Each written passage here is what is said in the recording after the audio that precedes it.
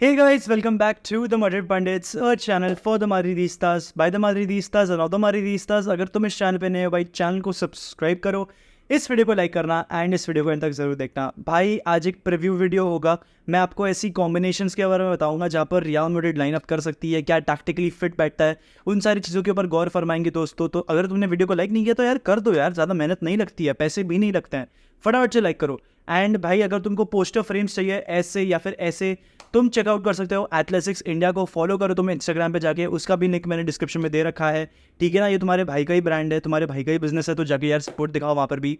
लेकिन अब बात करते हैं वीडियो के बारे में, बात करते हैं प्रीव्यू के बारे में, बात करते हैं रियल मैड्रिड वर्सेस ओसासुना के बारे में। तो सबसे पहले मैं तुम्हें बता दूं, Real Madrid are without a centre back in this game. अभी हाँ रूडिगर खेल रहा है, लेकिन उसके साथ एक जो सेंटर बैक स्टार्ट करेगा वो कहाँ है। नाचो ने रेड कार्ड ले लिया, डेविड आलाबा भाई इंजर्ड बैठे हैं, एडर मिलिटाओ को लॉन्ग टर्म इंजरी हुई है एंड एंटोनियो रूडिगर खेलने वाले हैं मैच में। तो प्रैक्टिकली अगर आप देखो तो real Madrid in back four में एक सेंटर बैक के बिना खेल रही है। तो कौन ऐसे प्लेयर्स हैं जो वो सेंटर बैक का पोजीशन वेकेंट जो है वहाँ पर खेल के उस कमी को पूरा कर सकते हैं। इन सारी कॉम्बिनेशंस के बारे में इन डिटेल बात करेंगे, लेकिन सबसे पहले थोड़ा सा ओपोनेंट के बारे में भी जानने की कोशिश करेंगे।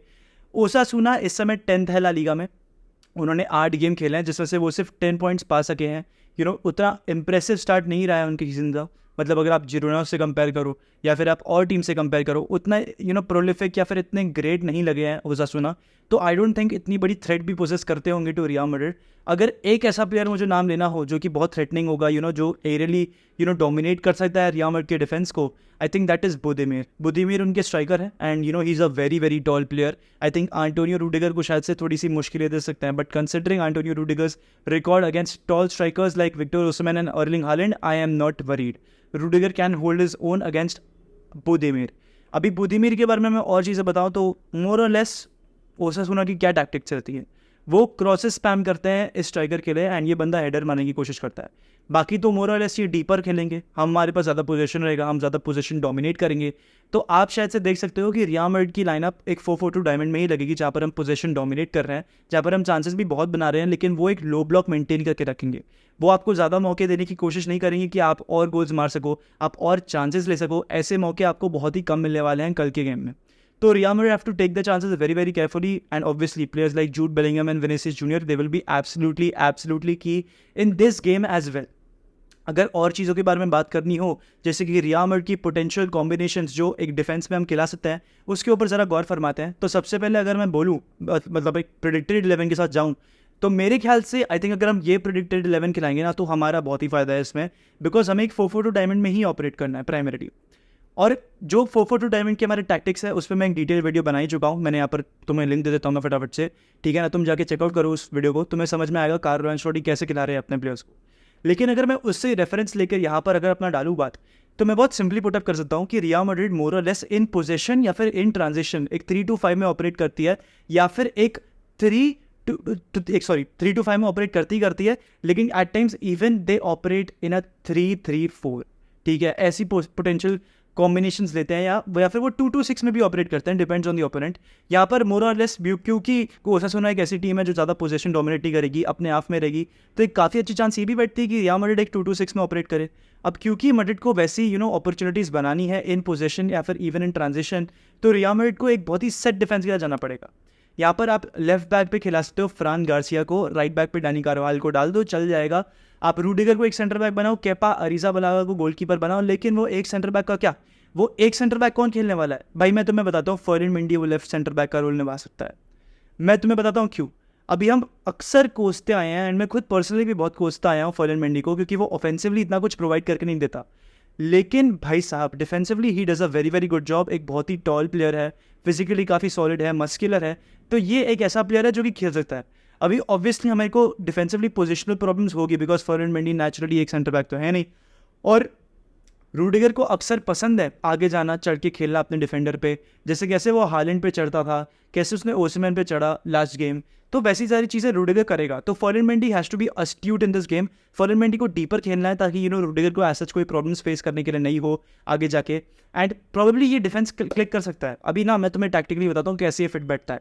अभी तुमने फर्लिन मेंडी और रूडिगर को तो खिला दिया सेंटर बैक, तुम कार्वाहाल और फ्रान गार्सिया को एक तरीके से फुल बैक्स खिला रहे हो, लेकिन मोरलेस उनका रोल एक विंग बैक के तौर पे ही रहने वाला है, बिकॉज रियल मैड्रिड ट्राई करेगी ऑपरेट करने के लिए इन अ 3-2-5, जहाँ पर चुआमेनी और कामाविंगा वो डबल पिवट फॉर्मुलेट करेंगे, फ्रान गार्सिया और कार्वाहाल अपने विंग बैक्स रहेंगे, और आपके पास 3-2-5 में अक्सर अपॉर्चुनिटी होगी to have player like Tchouameni tuck in deep, and आपके पास और प्लेयर्स होंगे available at your disposal like Rudiger, like Ferland Mendy left centre back बन जाएगा, और Aurelien Tchouameni will be the probably the main centre back, I don't know, Rudiger right centre back बन जाएगा, और जो डबल पिवट का काम है वो वेल्वर्डे और कामाविंगा कर सकते हैं। बाकी आपकी जो अटैक है वो तो आपको क्लियरली ऑब्वियसली दिखाई दे ही रही है।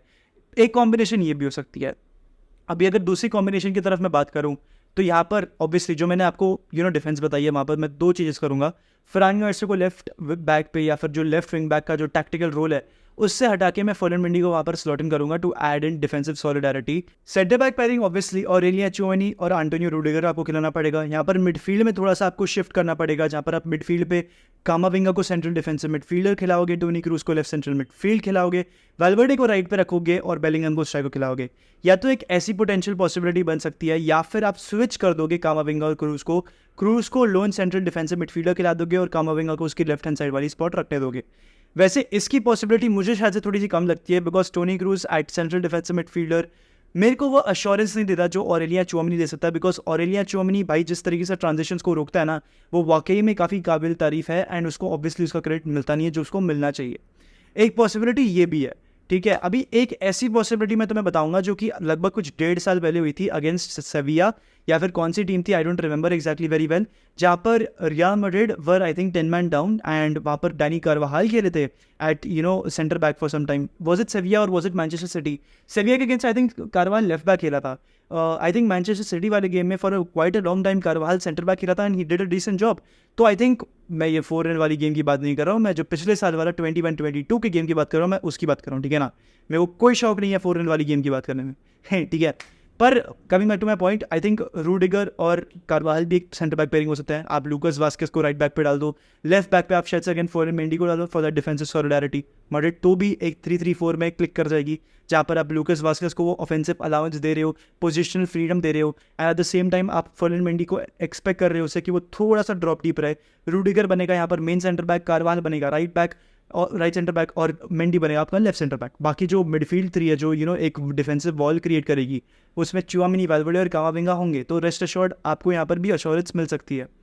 तो दोस्तों यही थी पॉसिबल कॉम्बिनेशंस जो रियल मैड्रिड अपना सकती है। इसी के बाद में मेरे को बात करनी थी, and I think I have summed it up very well. अगर आपको ये वीडियो अच्छा लगा तो प्लीज़ लाइक कर देना, मैड्रिड पंडिट्स को सब्सक्राइब कर देना, एंड अगर मुझे प्रेडिक्शंस की बात करनी होगी तो I think real Madrid comfortably ये गेम जीत सकती है 3-0, ठीक है। I generally believe that, and hopefully हो भी जाएगा। बेलिंगम एक गोल मारेगा, विनीशियस एक गोल मारेगा, एंड एक गोल गुसारूस आएगा। तो दोस्तों यही था वीडियो, प्लीज़ लाइक कर देना, सब्सक्राइब करना मैड्रिड पंडित को, and with this see you at the watch along. हाला Madrid y nada más, hasta el final, vamos Real. ¡Sí!